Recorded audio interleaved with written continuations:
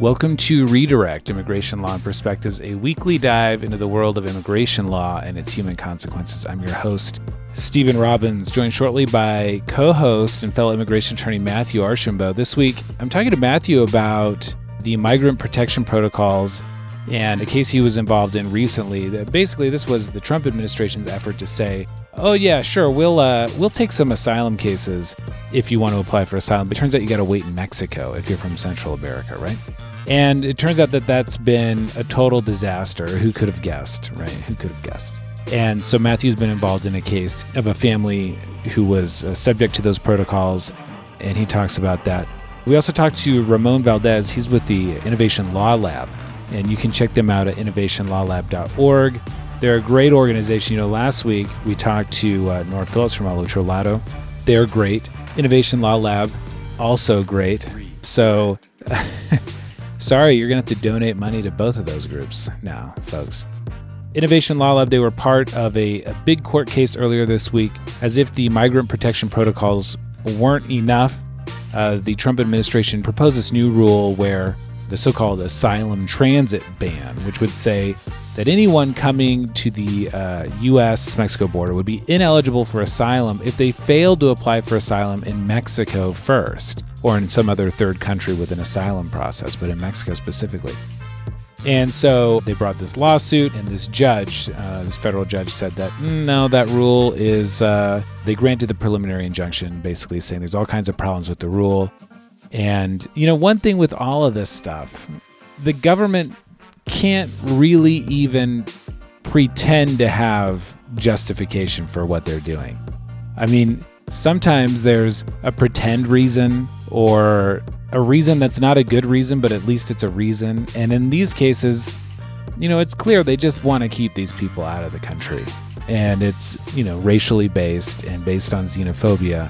That's something to be keeping in mind. And as I was interviewing Ramon, I read that the U.S. and Guatemala had signed this safe third country agreement, which would, the details haven't really come out yet, but presumably it's an agreement whereby, you know, we recognize that Guatemala has a safe and fair asylum process, which is not true, and that certain people, we can deny their asylum because Guatemala has agreed to accept their cases or to process their cases in a safe and fair way. This is all like total crap, of course, but Matthew and I didn't talk about it because the news hadn't dropped yet, and then Ramon and I tried to sort of process this on the fly, but all of these things are from the same family of just trying to make things harder, more complicated, or straight up impossible for asylum seekers. And this will inevitably result in people dying, people who we could have protected, we could have provided for, people who could have contributed to our societies and our communities, and people are now being tangled up in this sort of web of bullshit. It's really a tragedy. This job is terrifying and exhausting, to sit down and have to pound out declarations with people from not just different cultures or societies, but people who come from sort of subcultures within those cultures, who come from conditions that you would have never imagined to have existed. And to get to know them intimately and to hear their stories and to see their resilience, to cry in court when their cases are finally granted, to see their kids grow up. I'm a young-ish lawyer, but I've been practicing now long enough to see even like my DACA clients who, when they first came in, were 15 years old with braces, and now they're getting married or graduating from college, and it's really incredible. But anyhow, to get to know these asylum applicants and asylees over the years so intimately, and then to see or to read about these efforts to keep these people in the conditions from which they're fleeing, you should be able to hear about these stories and be terrified or saddened or distraught, hopefully. I guess I would just, for anybody who's listening who feels less than touched or moved by what's going on, I wish you could sit down and meet some of these people and look in their faces and hear what they've endured prior to coming here, in the process of getting here. They went through this motivated by love of their children, the desire to persevere as individuals. Those are the people we should be the most excited about welcoming into this country. And we're just not. We're doing the opposite. We're rejecting them. We're finding all kinds of legal knots to tie ourselves into to keep them in situations where they will continue to face persecution or worse. Matthew loves my rambling intros, but that's the situation. Enjoy the conversation with Matthew and with Ramon. Find a local organization to get involved with. It might be a local political party. It might be the DSA and a local immigrant rights project or organization. Come to it with an open mind. Come to it with open ears. Be a listener first and just try and find ways that you can contribute. We really appreciate all our listeners, all our patrons at patreon.com/redirect. And thanks for all the positive feedback we've been getting. We appreciate all of you. Now on to the show. Tell me about this case. How did the decision come to be made to not include me in any of this case that you're working on? Tell me about that. So this is kind of more of a complicated matter Uh-huh. that needs some types of intellect, Uh-huh.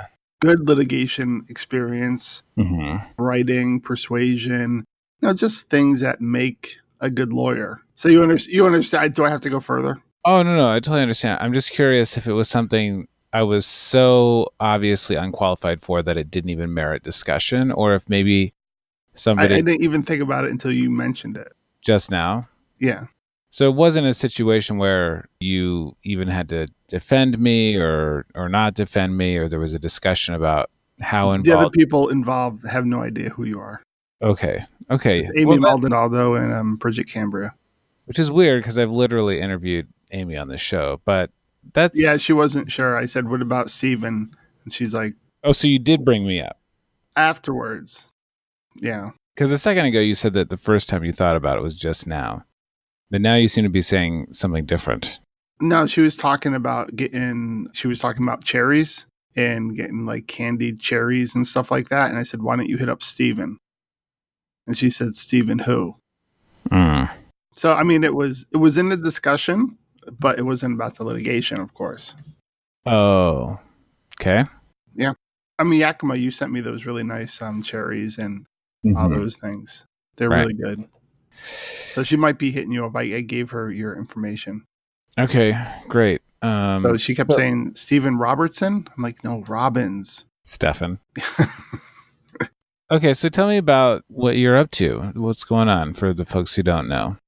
People may have heard of the Remain in Mexico program or the Migrant Protection Protocols, which is kind of a funny name. But this is a program where the U.S. government is taking people who are coming to this country to seek asylum, seek safe refuge, and they're sending them to Mexico. Not Mexicans, but people who are not from Mexico who cross over the border from Mexico into the U.S. They're sending them to Mexico to wait there for their cases. And when they have hearings, they will come up to the border, to the port of entry. They'll be allowed in, and then they'll go to the court hearing. And when that court hearing is done, they go back to Mexico. And at the end of this whole thing, if they're granted asylum, they get to stay. If they're not, then they're taken back to, I guess, their home country. So I know it sounds great to you, Stephen. I know you were a big proponent of this, but I'm going to tell you in reality, it's really kind of a horrible, horrible thing. So our clients from Guatemala, a 44-year-old father, a 17-year-old daughter, they came in through Texas. They sought Border Patrol and they said, hey, we would like to claim asylum because bad things happened to us in Guatemala and they're going to happen again if we go back. And Border Patrol said, that's cool. That's great. Come on in. They processed them and they said, hey, we're just going to send you back to Ciudad Juarez. To where? You guys, to Ciudad Juarez. Are you having a stroke right now? I might be. Just wait there for like a couple weeks. And you come back on July 3rd, and the judge will start to hear your case, and the process will begin. So they're like, okay, well, it's not what we had in mind, but we'll go back. We don't really have any money. We don't have any place to stay, but whatever. We got to do it, right? So they go back. They're walking around the city, and they have their little papers in their hand, and some guy comes up to them and says, hey, you're coming from the U.S., right? And you're in this program. And they're like, yeah. Okay, well, we can help you. We help people like you. And they're like, oh, great. So they go with them to a house. They go in and they're put in a room. Then the door is kind of locked behind them. And now they realize that they've been kidnapped. And they're extorted for money to get their family's information. They kind of resist that.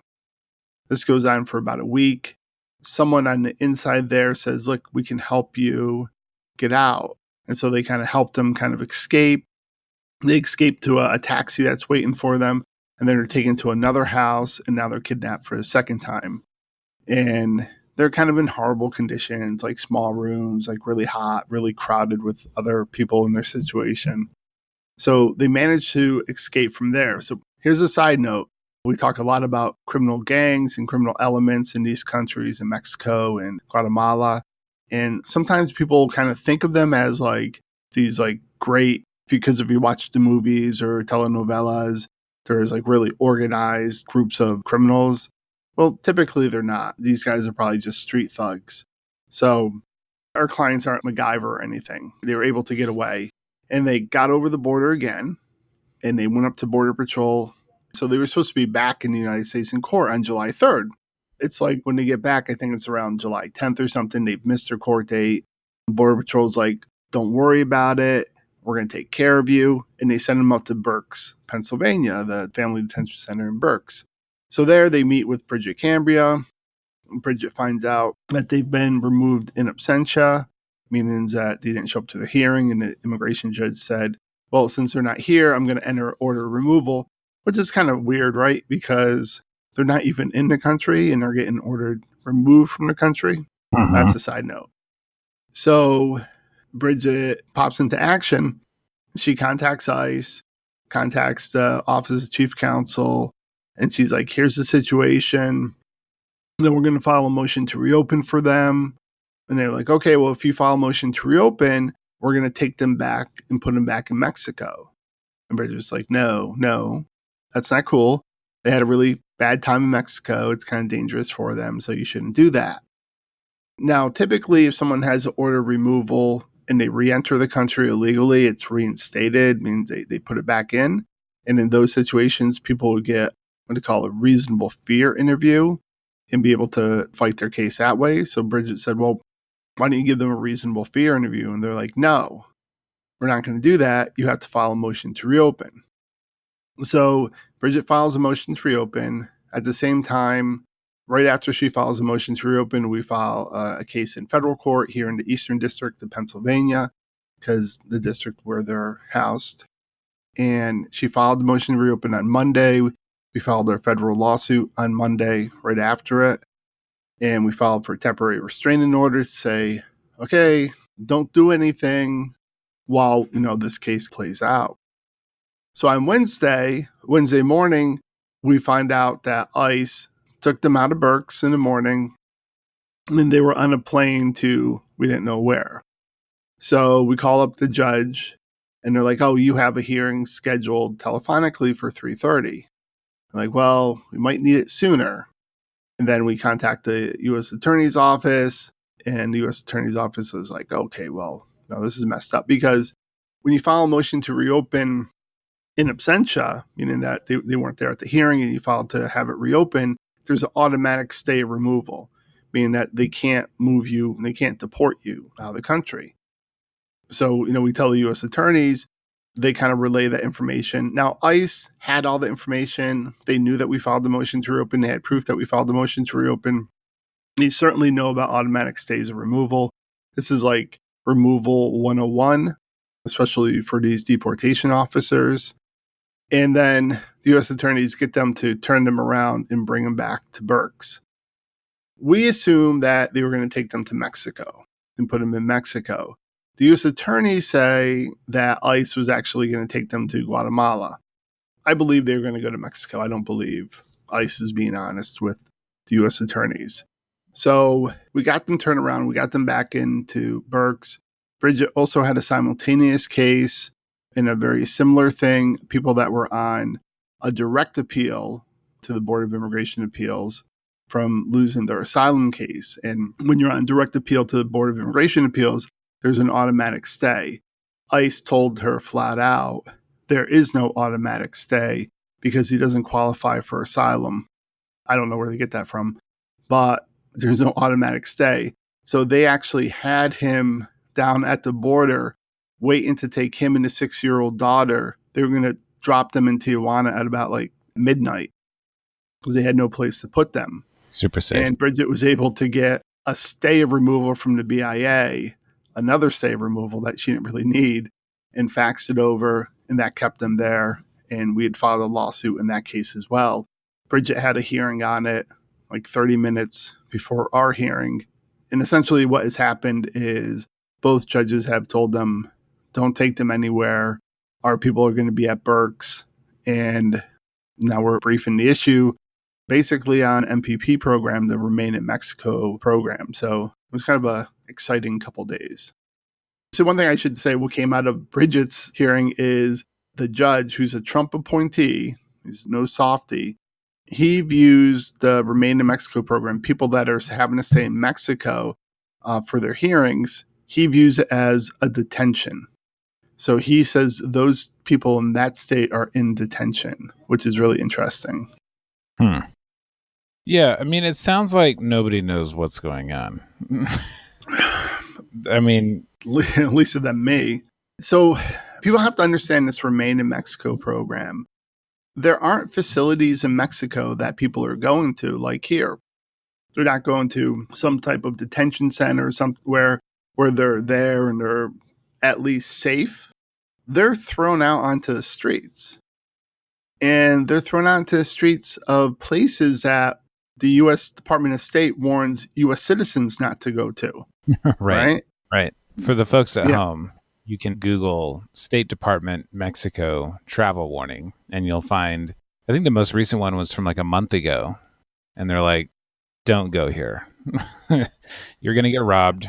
Yeah. And that's where people like us who, for migrants from Central America, Africa, and because this doesn't only apply to people from close by Mexico, there are a lot of Africans who are coming through, people from India, Pakistan even. They're so much more vulnerable in these situations. They don't have any place to go. A lot of these people are homeless. In Tijuana, El Otro Lado has set up places for them to stay, but even those are kind of overrun at times by smugglers and traffickers and bad people. It's a really harrowing thing. What percentage of the asylum seekers that you've dealt with over your career would you say came here, at least in some small part, because they have family already living here? Wouldn't you say it's close to 97% or something like that? Yeah, I mean, it's very rare when you find someone who have no contacts here. Even going beyond that, it's very rare to find someone who doesn't at least have like a family member here. I would submit that it's probably quite likely that there are Guatemalans or Hondurans who stop and stay in Mexico because they have the same dynamic in that country. Maybe they have a brother who's set up in Jalisco somewhere with a little hacienda or something. And those family ties to Mexico are what would make relocating to that country possible in some circumstances. The people who are forced to do this Remain program, they do have family here. They have ties and places where they could go and places where they could stay. Usually they have access to some degree of employment right out of the gate through family members. But they don't have anything in Mexico, which is why they didn't choose to stop there. Well, and also these border towns are notoriously dangerous. And I think whenever you go through Central America and South America, border towns are always kind of sketchy. You know, it's just kind of the way of the world there. But these are bad places. And so these two situations, you had a father traveling with 1 to 17-year-old minor and the other one was a 6-year-old minor, that they were going to take the father and the 6-year-old minor. And because they didn't have any place to put them in California, in Southern California, they were just going to drop them in Tijuana after midnight. No place to go. I mean, it's kind of unthinkable. I mean, it's one thing, it would be inhumane, I think, to do that to a single male, right? Or a single female. But to drop a 6-year-old off, I mean, it's unconscionable. We think the program's illegal. That's hopefully what we're going to be able to prove.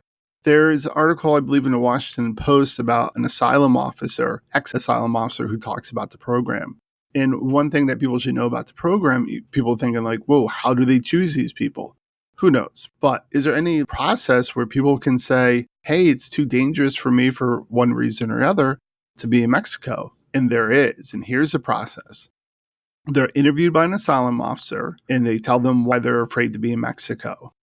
The asylum officer then reviews that claim, goes to a supervisor, and then almost always denies it. In the Washington Post article, the ex-asylum officer talks about a woman who was forced into prostitution in Tijuana. She was from Central America. And then finally, she made her way to the U.S. Even with that, even though she had been forced into prostitution, she was sent back to Mexico. They said, you're going to be fine in Mexico. And people that come in that have a credible fear interview, meaning the basic standard for an asylum claim, first they'll see if your fear is credible, if it's believable, if it meets the elements that would be needed to show in a full hearing. If the asylum officer denies that claim, they can see an immigration judge afterwards. An immigration judge can review that decision. There's no such thing being done in the Remain in Mexico program. And that's one of the reasons why I think it's unconstitutional. When you look at Ken Cuccinelli, he's the head of USCIS, so he believes he's the head of ICE. He's the one that would be implementing this program, because the part where they're going to be reviewing these people is done by USCIS. And if you see all of his comments about how people should just be sent right back and how they have no claims whatsoever, and then you match that up with every other person in the administration, including the president, you see that this process is so tilted against the immigrant that it cannot possibly be seen as being fair. So hopefully we're able to convince the judge of that. But this program is one of the most disgusting things in all the immigration disgusting things that are going on. This has to be right up there, near the top, like right there with family separation. Maybe family separation, then this program. I'm just curious about like some basic logistical things. Like, how are they supposed to be getting notice of a hearing? Like, they don't have any address. Well, so when they're first in the U.S., they're given a notice saying, come back on this day to court. They come back on that day, and then they're given another notice of when they come back. Now, the better question is, how the hell do you prepare your case? If you're in Tijuana, I mean, what the government is really relying on are extraordinary people like Nora Phillips and all the other people that are down in El Paso and that are going to be crossing over the border to service these people. But I mean, that just isn't right. That's what is required. Think of a person who's in Tijuana who's not related to El Otro Lado, right? They just go there. What do? How do they hire an attorney? Say they want their own private attorney. They're going to have to pay for that attorney to come down to Tijuana. And what are they going to do? Sit in a coffee shop and like fill out their asylum application and prepare all this? It's crazy. It's absolutely crazy. The logistics of it, like just getting to court on time and on a date, like that's probably, I guess, the easiest thing, even though I don't believe it is, because how many times is court canceled or changed and whatnot? But one thing that's crazy that people have to understand, when you enter the United States unlawfully, you're in one situation. If you go through a port of entry, you're called an arriving alien, you're not eligible for bond. But if you cross over the border, you are. Why that is the case, I don't really understand. It's just a case. So someone who enters the United States unlawfully, eligible for bond if they're put in the MPP program. When they come back in, they're paroled in, so now they're an arriving alien, and now they're not eligible for bond. And this federal court judge in Philadelphia said that the MPP program is detention. So someone who has come in and gone back, they're not eligible for bond. And there's a whole other things about how we treat arriving aliens as far as constitutional rights. It's all kinds of effed up. What's, I think, worth reiterating is these are the same people. These are the do it the right way people. These are the do it legally people. And it's not like asylum and the asylum mechanisms are like a favor that we're doing to people. It's not like, hey, we're just doing this out of the goodness of our heart. And it's a switch we can turn on and off whenever we want. These are legal obligations. These are laws that have been passed and treaties that have been signed. And that's how they're being portrayed, right? Like, oh, asylum seekers, how much is too much and that sort of thing. And it's just ass backwards. So it's really, really frustrating to see people basically be okay with the treatment of these people under some sort of idea that what they are or what they're doing is illegal or something of that nature. And it's almost as if it was never about doing it the right way. Whoa. We've talked before about metering. That's when someone comes up, migrants are coming up to the border to claim asylum. They're being pushed back into Mexico, not even allowed in. And they're saying, hey, you wait over there. You kind of wait in line and we're going to call you guys up into order. And so they might be there for a week, 2 weeks. Some people have been there for months. So the new rule that came out from the Trump administration was that if you have traveled through Mexico and you didn't claim asylum in Mexico, when you got to the U.S., you would not be eligible for asylum. So these people from Guatemala, Honduras, Brazil, Africa, all over, when they came up to Mexico and our government said, no, you wait there, you wait in line, do it the right way. They said, okay, we're going to do it the right way. Now when they come in the U.S. in the right way, because they've been there for so long and now there's a new rule, they won't be eligible for asylum. Now that program or that rule has been stayed by a federal court judge in San Francisco.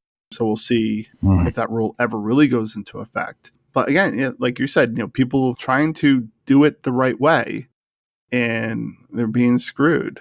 And for a lot of people, that's the only way they can request asylum because, for example, if you're a Venezuelan and you've got a tourist visa, you can fly here on your tourist visa and apply for asylum once you get here. But if you're from India or Pakistan or wherever and you can't get a tourist visa, then sometimes you have to do this thing where you fly to Mexico or fly to some other third country and make your way up to the southern border to request asylum. It's not just the Remain program, of course, is like totally absurd. And really, people should be disturbed because of the stories like the one you're telling, the total absence of due process. I mean, it's just ridiculous. But even the immigration court system, basically everything is bursting at the seams. We have a family of, I think, 8 that came earlier this year. One of the children has a hearing scheduled. So I called Chief Counsel, the ICE attorney, and said, hey, can you look up these other family members and make sure their paperwork's been filed with the court? Well, like half of them had been, and the other half have just not even been filed. And like they don't know where the paperwork is. And the half of the family that has been filed with the court hasn't put them into the system yet because in Seattle, there's a backlog of over 1,000 cases that the court has received, but they haven't had time to put into the calendar. And then even once they get them into the calendar, you're looking at massive backlogs. And the fact that you have families where one kid gets a hearing randomly in San Antonio and the mom's hearing is scheduled in Seattle or never scheduled at all. This sort of stuff just shows that the agency we're dealing with is ill-equipped to deal with this kind of stuff. One thing I do want to mention about the Remain in Mexico program that is a challenge is there is a statute that kind of addresses it, where they talk about treatment of aliens arriving from contiguous territory. So, Stephen, contiguous means like right next to, just in case you didn't know. So, in case of an alien described in subparagraph A, doesn't matter who's arriving on land. That definitely means you had to Google it. Oh, dude. From a foreign territory contiguous to the U.S., the Attorney General may return the alien to that territory pending the proceeding under Section 240, which is removal proceedings. So it is in the statute, and that's what makes it challenging. What we're challenging is the way it's being implemented. Also, even though it's in the statute, we do believe that it's violative of our treaty obligations in these regards for non-refoulement and all that stuff, and protection against the Convention Against Torture and all those things. So we'll see how it plays out. It's just certainly terrible policy, especially when done on a mass scale. Yeah. And the thing I keep thinking about is how there's no real argument for it.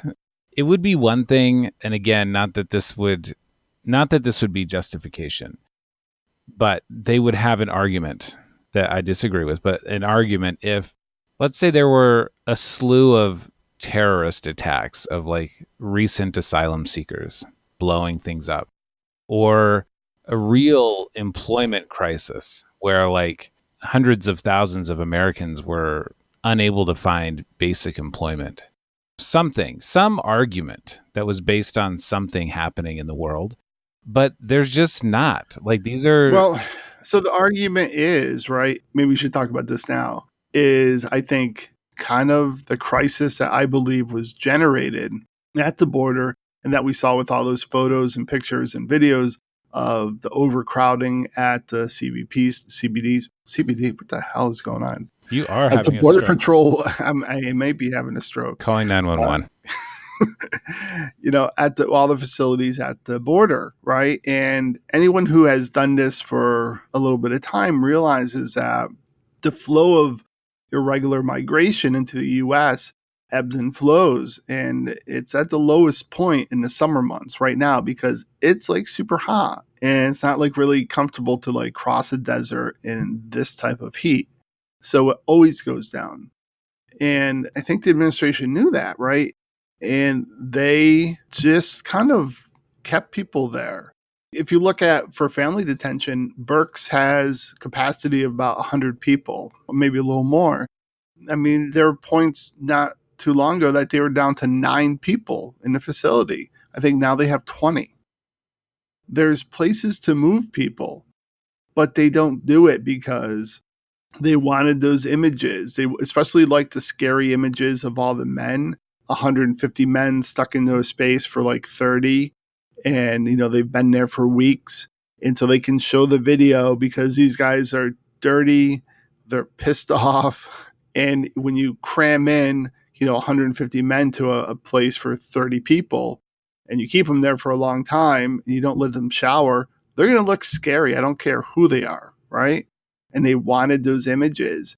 And this is what they use. Like, oh my God, there's this crisis and we don't have any space. So therefore we have to take these types of measures. But I think it's all Yeah. bullshit. And I really think it's just kind of manufactured. There's a reason for, I know stuff spiked, but now they can go in and say, look, we took all these measures. Look, all these facilities are down to their normal capacity based on what we did. But they didn't do anything other than what they should have been doing. And also, right. Yeah, no, summertime. I mean, I guess they were able to fabricate something that made it look like this was really called for. Whereas, in the past, what they would have done is for most of those people, find out where their family's living, parole them in, maybe with an ankle monitor, give them a series of check-ins with their local ICE office, that sort of thing. And it would have been fine. So basically, they changed their policies enough to construct a temporary crisis, and that's the justification. Which means there's no real justification, right? I mean, it just comes down to wanting to keep certain people out. Well, I don't know if it's really about keeping them out, right? It's keeping them as an issue and making them look scary. Yeah. Yeah. And this has been a criticism of the Democrats, right? That they didn't really want to solve this issue because they saw it as a good issue. saying, look at the mean old Republicans. They don't want to help immigrants, and we're here to help immigrants. But they would always just kind of come right up to the precipice of actually doing something that would be beneficial, and then something would happen. And I think here it's kind of, maybe Trump has learned that lesson from the Democrats is let's keep it as an issue and let's play it up. He plays it up to his base. These people are scary looking. There's this crisis. It's the Democrats who aren't doing anything. I think that Stephen Miller is basically calling the shots, and he's not. I mean, maybe they're doing it for some like political strategery move, but I think it really has to do with they don't want refugees or asylees in the country. Oh, no, I do agree with that. But I think they see this as a way to kind of accomplish that goal. Right. Yeah. For sure. So, I mean, it's interesting. People should really, if you don't know about the Remain in Mexico program, if you're only hearing about it for the first time, you should really look into it. I mean, I think people would be really kind of shocked as to what is happening. And it's really disgusting. And it's especially disgusting when you realize that they're subjecting children to this. Children they should be treated differently. Being subjected to this is, I mean, Bridget has stories of moms and kids who are put in this program while the father is detained here in the U.S. separately and then deported. It's not a good thing. Yeah. Do you have anything good to talk about? Not really. I guess the last thing I'll add is this is great that you guys were able to come together and coalesce around this case. Unfortunately, there's dozens or hundreds or thousands of people who I think you guys are doing this pro bono, I'm assuming. Oh, no. These people they're paying out to wazoo. You kidding me? Hey, it's cheaper than what the cartels wanted to charge them. Yeah. No, it's pro bono. But, there's only so much pro bono help to go around, and there's only so many people who can pay, and there's only so many people who even have the knowledge or sophistication to like be able to get in contact with these people. And that's what's so nefarious about all of these programs, even like the expansion of expedited removal, which we don't have time to get into today, but allowing these agencies to operate in a way where there aren't attorneys present, there aren't judges present, there's no check on what they're doing. So, well, let me back up though for that. Talk to your representative about it, and don't assume that defeating Trump is going to roll back all these policies, because we've talked about this before, is that a Democrat wins and they say, okay, well, we still have to show that we're tough on immigration. Or we're going to nibble around the edges. Yeah.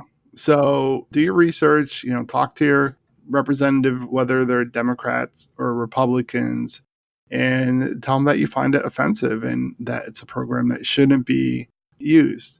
We have to defeat Trump, but we shouldn't just think that's going to solve everything. Mm-hmm. Right.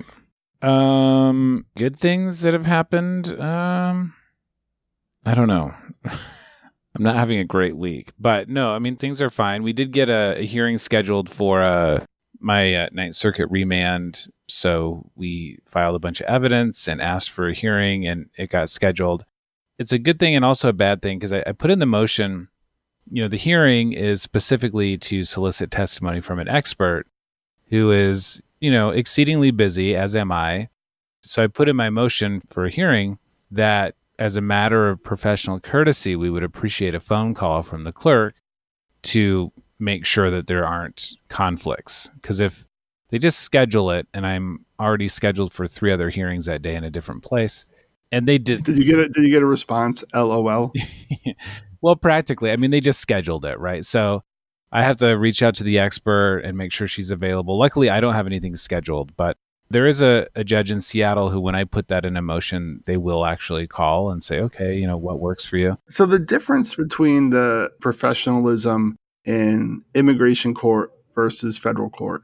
Now, this matter I was just talking about was the first thing I've actually filed in the Eastern District of Pennsylvania in the district court. So when I filed it, I told the guy, look, this is the first time I'm doing it, so just tell me what I'm doing wrong. And he looks, hey, everything's okay, everything's cool. I'm like, oh, okay. And so when you file all this paperwork, but you also file a disc that has everything on there in PDF format. So the next day I get a call and he's like, oh, you were supposed to physically sign all the signature pages, not just use the electronic signature. Mm-hmm. He's like, just sign them to signature pages and scan them and email them to me. So I do that.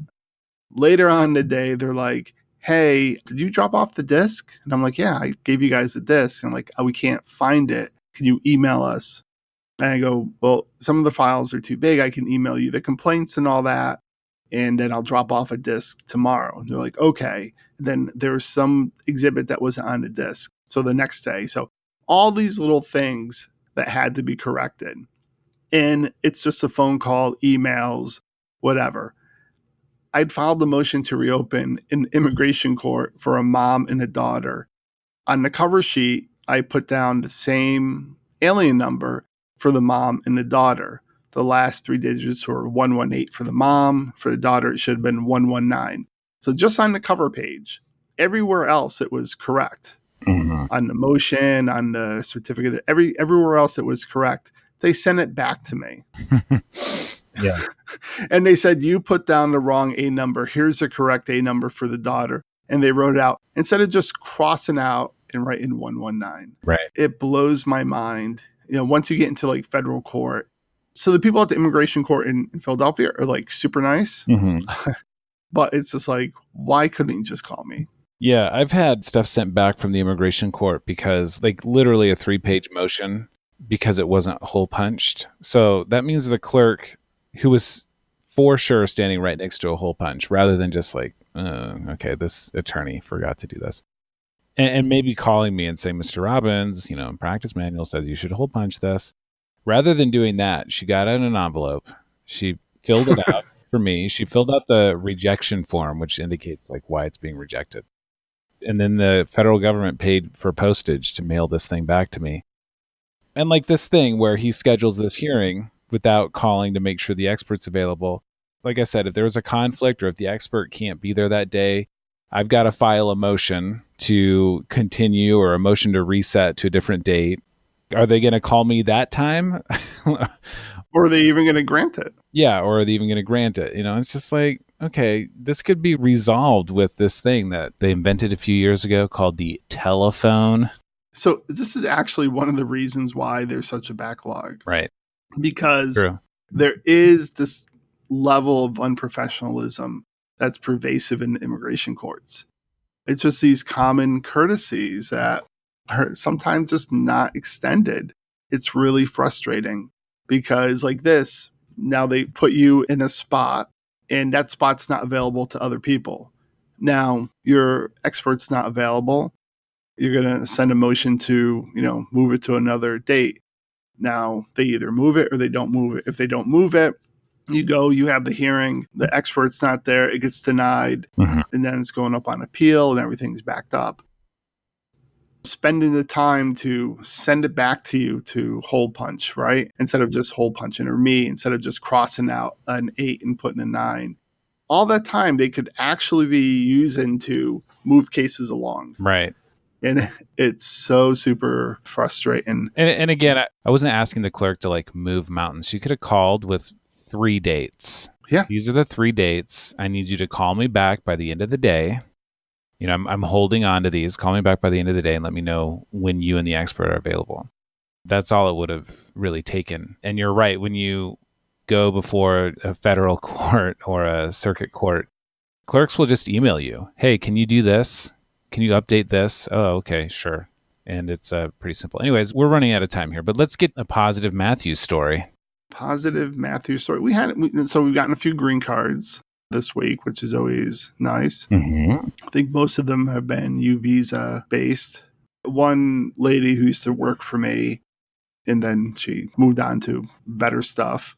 She got married and her husband had come here as on the H-2B program for mushroom workers. And they fell in love and they got married, and now he has a green card. Once he got his work permit, because he'd overstayed his visa, he immediately got out of working on mushroom farms. People don't know mushroom farms are inside and like these big barracks like things, and they have 3 levels, and it's basically 3 levels of shit. or manure that grows mushrooms. So he was able to get out of that. Really nice kid. So happy for him. So yeah, it's going a little slower, but people are still kind of getting their green cards and work permits. And it's always nice when you see people, they can make a real positive change in their lives. Right. I mean, one day you'll actually be able to like get one of your clients a green card, but baby steps. You're saying they don't all get deported. Interesting. Hold on, I'm writing this down. Okay. That's great. And it's true. It's easy to get down in the dumps, but my staff makes fun of me because of how excited I get with the mail. You too. When I hear the postman come in, I'm like, my dog. Totally. Pavlov, just like frothing at the mouth. Pavlov's dog. Shout out to psychology. And yeah, like yesterday, got a couple waivers granted and some stuff like that. So you got to stay focused on the positive. But Matthew, we're all out of time. I got to run. It's really good talking to you. Good talking to you, Mr. Robbins. We'll talk to you next week. Will you? Maybe. All right. Good night. Good luck. Redirect. I don't think I've ever met you in person. Yeah, I don't think so either. Really nice to meet you. You're based in Portland, is that right? I'm in Yakima. Yeah. Oh, yeah. Okay, cool, cool. So pretty much like Portland. Yeah. Except the opposite. Okay. In every possible way. So first, before we talk about this recent victory that you guys landed in court, why don't you tell me a little bit about yourself and your background? My name is Ramon Valdez. I kind of got involved and first came across Law Lab when I was project manager for the Pro Bono project. So I'm sure you're familiar, but that's the legal representation program that represents women with children at the largest family detention center in the country. It's just like an hour north of Laredo, Texas, like between San Antonio and Laredo. And so I was there back in 2016, actually left the day that Trump got elected and went back to Kansas City where I was before. And right around then is when I came on board with Law Lab, who had helped launch that project and design that project. And they had designed the software that we were using to make it happen. And so basically, since Trump was elected, my role at Law Lab had been that of program manager, so helping design and manage other legal representation programs in the Midwest, in the Southeast, and in collaboration with other folks. And everything started getting worse and worse. MPP happened. And so then basically for the past, 6 to 7 months, I can't even remember how long it's been, our resources in a lot of our projects have been having to be deployed in Mexico and like Tijuana and now Ciudad Juarez. So that's kind of been my role. Very recently, I transitioned to a new role, which is that of it's called Director of Strategic Initiatives. So more focused on our communications and funding development, but still very much involved kind of just like all over the place. We're a small team, so we all kind of have to do a lot. Right. So it looks like as of 6 minutes ago, Reuters is reporting that the U.S. and Guatemala signed a safe third country agreement, which was rumored to have been happening a couple weeks ago. And it looks, there was some stories about how the Guatemalan Supreme Court had opposed it or something. So that will be interesting. That's literally breaking. Just had you heard that, or am I breaking the news? I know. I just jumped off another call. I'm Googling it right now. That's horrifying. Yeah, like you said, the Supreme Court had said no. So I hope that gets challenged somehow, somewhere. I'm not seeing anything. I'm gonna keep Googling her. I'd love to look into that right now. You gotta get on Twitter, bro. Gotta get on Twitter, bro. So before we really take on that horrifying, depressing news, the Trump administration tried something very similar fairly recently, which was essentially an asylum transit ban. And talk about what that was supposed to do. I think it helps best to explain what it is in the context of all the other attempts that there have been. Like from the very beginning, there was the Muslim ban. Then more recently, there were other attempts to circumvent asylum law by implementing these policies that directly contradict what the Immigration and Nationality Act says, completely contradicts what international law says.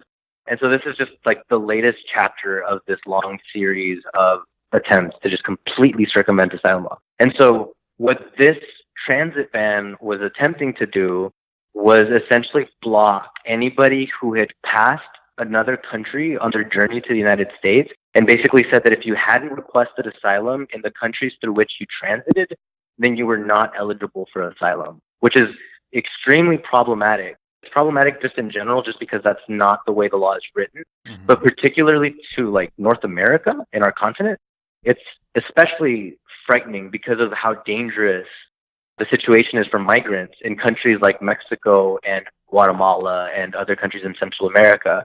And so it's really frustrating, as is a lot of different things with this administration, that when it benefits their rhetoric and their agenda, they're very transparent and they will quote like the UNHCR and other international groups data that shows very clearly how extremely dangerous Mexico is.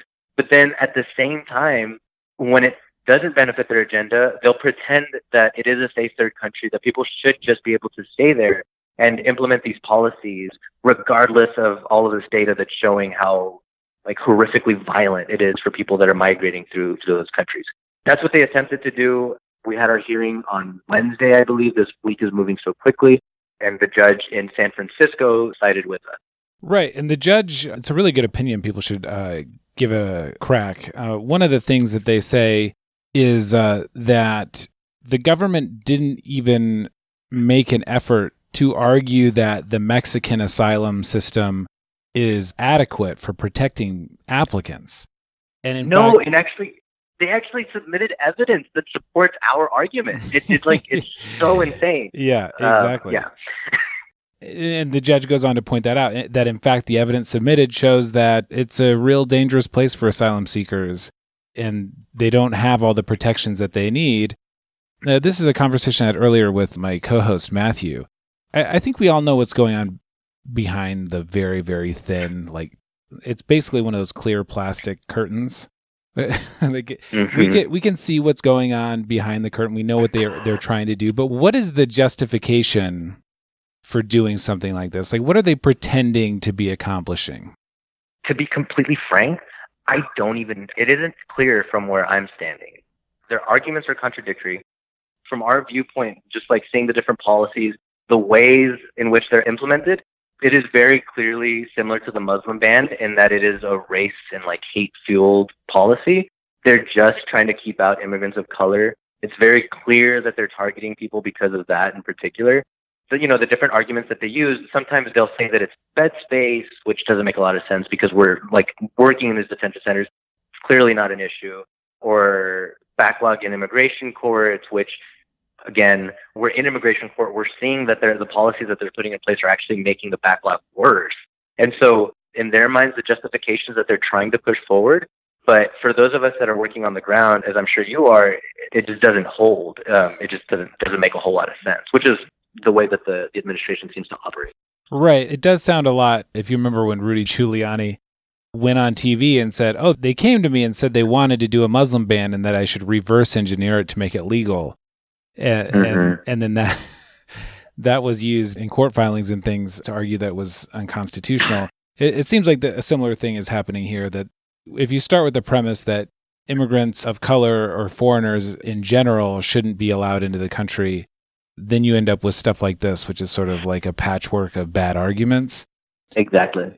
Some of the other arguments in here, or some of the other points or findings, I guess, by the judge are really important, which is, for example, that some of this stuff is already baked into the immigration law. So if you're from India and you move to a third country and you resettle there, and then you try and seek asylum somewhere else or in the United States, you might be found ineligible because you'd already resettled in a safe third country. Mm-hmm. And I guess that brings us around to this Guatemala agreement. I mean, I don't know if you really had any time to absorb that news. I guess not, because I told you about it like 3 minutes ago. I mean, it's the exact same conversation that we're having, right? There are protocols in place through which a third-party agreement can be signed. They're doing to international protocols what they're doing to law in general, which is just trying to circumvent them. And like you're saying, just trying to patch up these like really inconsistent arguments to try to justify those policies. The data is there. Like there are human rights advocates and a lot of people that are working on the ground, both in Mexico and in Central America, that can attest to the fact that it is extremely dangerous for migrants. There is no process through which they can truly apply for and receive asylum to be adjudicated fairly. They're being, deported back to the countries from which they fled. And so it feels to me, just like my initial gut reaction to hearing the news, is that it is the exact same strategy, but now just dealing with treaties and the international agreements that exist, not just our domestic laws and the way that those laws are implemented domestically, which is horrifying. Right. Well, it just seems like, this victory that you guys had in court the other day, basically what they were trying to do was to take Mexico and have it operate as like a shield. If you get to Mexico first, then you don't get to come here unless you first apply for asylum in Mexico. And now they're just moving south geographically, and now it's Guatemala. So I guess the idea of a safe third country agreement with Guatemala would be that for Hondurans and Salvadorans who pass through Guatemala, they'd be ineligible for asylum because they pass through a safe third country. Is that right, or is there some other operation here that I'm missing? That's my understanding, and again, I just heard about it, so I'll be interested to kind of see how they're framing it. Mm-hmm. The one thing that I think is a really important point with regards to all of these policies, especially policies that kind of steamroll other countries, they're giving absolutely no thought into the implementation of these policies and how it actually works on the ground. Mm-hmm. It's horrifying, and so we especially saw this with the MPP. Ironically dubbed Migrant Protection Protocol, where, these people that were ending their journey arriving to the United States were then being held up in Mexico and forced into this perpetual homelessness. The shelters were full. They were being put into removal proceedings in the U.S., but still in Mexico, where there are no, U.S. asylum lawyers virtually. The implementation of the policy itself caused a lot of harm because, they hadn't thought of where these people were going to be staying. They hadn't done their homework and worked out how Mexico should be, reacting to the situation and what that relationship between us and them, just all of the things that should go into the implementation of a policy like that did not happen. And so I imagine that hopefully this doesn't go through, but if this makeshift safe third country agreement with Guatemala were to go through, I can only imagine that it would be exactly that, but just on steroids. Guatemala is still recovering from civil war. Guatemala has an extremely fractured economy and a quite corrupt government. I can't imagine that they would be equipped to take in all of these refugees and provide safety and all of the different things that go into, provide creating refugee camps. None of that has been thought through. As we were saying earlier, the government of Guatemala itself had said no to this.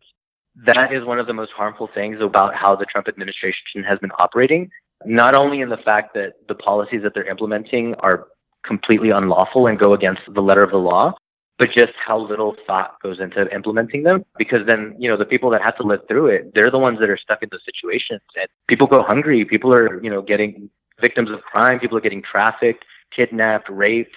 They're the ones that are stuck in those situations. It's really heartbreaking. Right. Just to be clear, I'm going to go ahead and read from the decision in your case. It's a safe third country bar. So you can apply for asylum, but if there's a third country that has entered a formal agreement with the United States to accept refugees and process their claims pursuant to safeguards negotiated with the United States, then the person may be barred from receiving asylum in this country.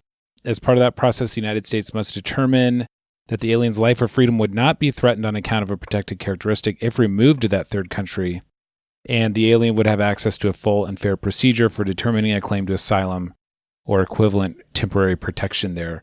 So it's not totally clear how they would plan to do this, but it's odd. I think one of the operative words is safe, right? Safe third country. And if we're currently winning asylum cases from Guatemala, not all of them obviously, but a significant number of them, how could it possibly be deemed a safe third country? It just doesn't make sense. So I guess we'll have to wait to get more details about who exactly Guatemala is agreeing to accept or process. But again, you can imagine people who are fleeing from El Salvador or other places just getting stopped or trapped. And their first effort was to have them trapped in Mexico. Now, perhaps they'll be trapped in Guatemala. We'll see. But At the beginning of the administration, my co-host, we did a prediction show. His prediction was chaos, that there would just be things happening constantly and nobody really knowing what's going on. I had you on to celebrate this decision that was so beautifully written just like 3 days ago. And here we are with a new obstacle in our place. But it is quite frustrating to constantly be in the defensive. And unfortunately, like that's just the position that we're all in right now. He has the keys to the government, and I think one of the terrifying things that I remember from his campaign, and it may have just been like my vantage point, but I felt like the moment that he saw that he had a base, the moment that he saw that this type of rhetoric could fire up that base, that kind of gave him permission to become more and more aggressive in his rhetoric. And I think we're seeing that same strategy, but now with him having the presidency. Because for me watching the White House, it does feel like he has been in campaign mode since then, and now that's kind of ramping up and we're entering another election cycle. I think given the fact that it is a White House that very clearly views the court system and the judicial branch as something that's just kind of getting in their way and something that itself is corrupt, and given the fact that they're currently trying to rally up this base that loves the anti-immigrant sentiment, I can only assume that the strategy will continue and continue to worsen, in that they're just going to keep implementing more and more policies that rally up their base. And so as legal advocates and as immigrant advocates, unfortunately, that's the position that we're in right now. As they implement these policies, we have to shift all of our resources. A lot of the strategies that we had on our asylum cases, immigration cases in general, are now moot. We have to rethink them. We have legal representation projects that completely have to be rethought, right? Because of the new policies. And as those resources are being diverted, they're just implementing more policies, which we have to argue in court. And so it's just like, it's really exhausting and really, really, really difficult. But, that's just kind of where we're at right now. As you are, like all of us in the immigration space are, right? We just have to keep fighting and it's not a sprint, it's a marathon. We just have to keep going. And hopefully it ends in a couple of years. Right. I do want to thank you guys for the work that you did on this case, the asylum transit ban case. Last week we had Nora Phillips from Al Otro Lado. I know they were working with you guys on this case.